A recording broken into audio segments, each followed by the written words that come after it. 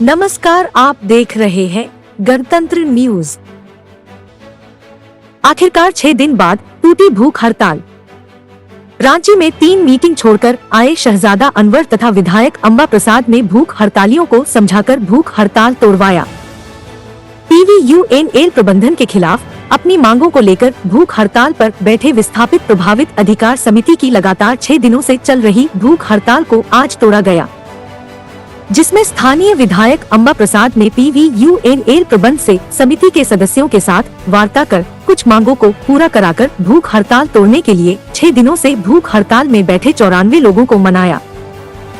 इन्हें मनाने व समझाने के लिए रांची की 3 महत्वपूर्ण मीटिंग को छोड़कर आए झारखंड कांग्रेस के प्रदेश के कार्यकारी अध्यक्ष शहजादा अनवर विशेष तौर पर पतरातू आए, जहां भूख हड़तालियों को मामले एवं मौके के तकाजे को समझाते हुए कहा कि यह अंतिम लड़ाई नहीं है, यह पीवीयूएनएल प्रबंधन का प्लांट पूरा नहीं हो गया है।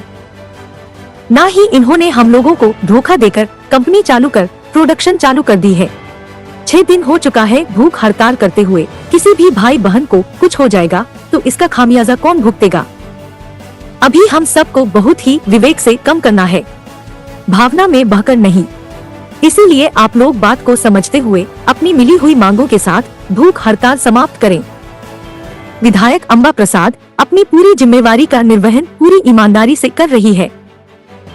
वहीं दूसरी ओर भूख हड़ताल का नेतृत्व कर रही खुशबू देवी ने विधायक अंबा प्रसाद एवं शहजादा अनवर को सभी लोगों के सामने कहा कि जब तक पीवीयूएनएल प्रबंधन लिखित आश्वासन नहीं देती है, हम लोग भूख हड़ताल नहीं तोड़ेंगे।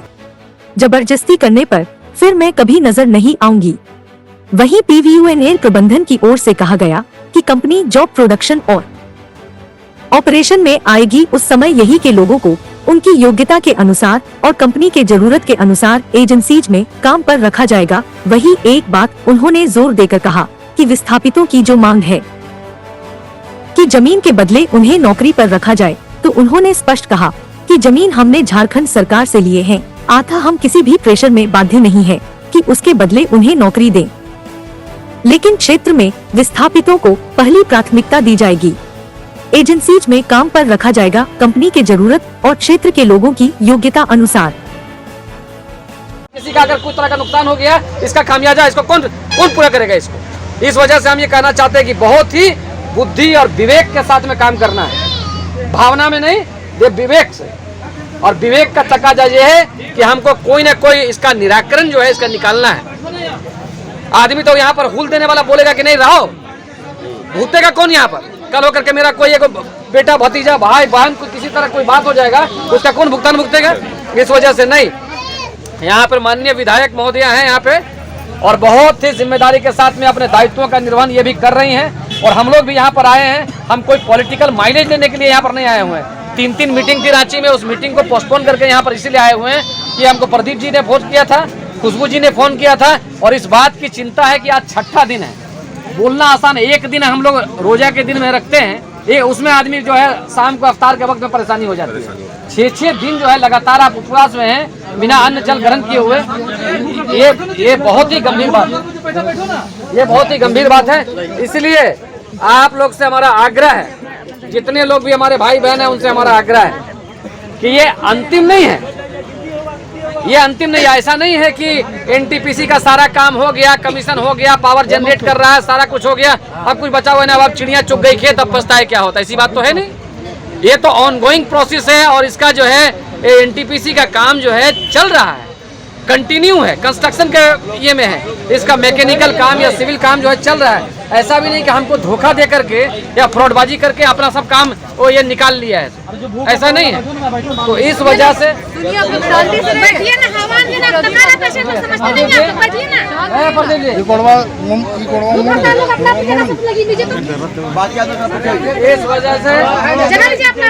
आंदोलन को सिक्योर कर देना चाहते हैं। ये भूख हड़ताल के बाद आपको नजर नहीं आएंगे। देखिए अब ये सब करके हम आपको को मत तोड़िए, सबके सामने हम सिक्योर कर देना चाहते हैं कि हम आज इस भूख हड़ताल के बाद आपको हम नजर नहीं आएंगे। देखिए हम लोग कभी मनोबल को कमजोर मत कीजिए, हम लोग भी लगे हुए नहीं नजर आएंगे। सब सबके लिए लगे। भूख हड़ताल में लिस्ट दे दिए हैं, बाकी मर सब रहे हैं ये ट्रेन लगाई से। हमको ना नौकरी कल था करना ना आज करना NTPC। बस इन लोगों का लग जाए, ये लोग भूख हड़ताल बैठे देखिए, आप लोग जैसा चाहते हैं वैसा हम करने के लिए तैयार हैं। ठीक है, लिखित नहीं देगा हम नहीं उठेंगे। लिखित नहीं देगा तो फिर हम लोग की सिर्फ यही चीज़ बोलते हैं कि लिखित चाहिए, लिखित चाहिए। भैया मैडम लिखित नहीं देगा हम नहीं उठेंगे। हम किसी शर्त में नहीं उठेंगे, किसी भी शर्त में हम नहीं उठने वाले हैं। सर, दो गुटों के द्वारा ये लड़ाई लड़ी जा रही विस्थापितों की, विस्थापित प्रभावित अधिकार समिति और मोर्चा के द्वारा। कुछ दिन पहले मैनेजमेंट के द्वारा इन्हीं, चूँकि मांगे तो दोनों गुटों की एक ही है, 25 गांव के विस्थापितों को नौकरी चाहिए, मिनिमम वेजेज की जो बात है, और जब प्रोडक्शन में कंपनी आएगी तो उस टाइम अस्थायित्व के नौकरी चाहिए इन लोग को।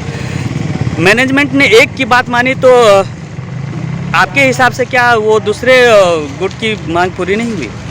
फिर आखिर ये इस भूख हड़ताल की नौबत आई क्यों? जब एक मांग एक है, मैनेजमेंट एक है, आप एक ही आदमी से या एक ही मैनेजमेंट से मांग कर रहे हैं, दो अलग अलग ग्रुपों के द्वारा, लेकिन मांग तो एक ही है।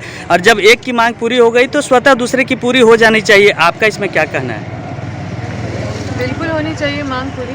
विस्थापित चाहे कोई भी समिति के हो जी हम लोग चाहते हैं कि विस्थापितों के हित में हमेशा NTPC काम करे।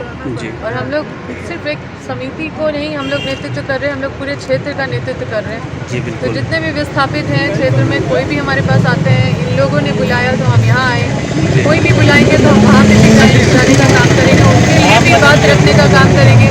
अगर उनको मीटिंग करना है या कुछ भी एक मतलब प्रतिनिधि मंडल किसी भी कहीं भी किसी भी क्षेत्र से, कोई भी पंचायत से आए, कोई भी विस्थापित गांव से आए और उनको अगर मिलना है, कुछ बात रखना है, तो हम हमेशा उनको अपने नेतृत्व में मिलाने का काम करेंगे। धन्यवाद।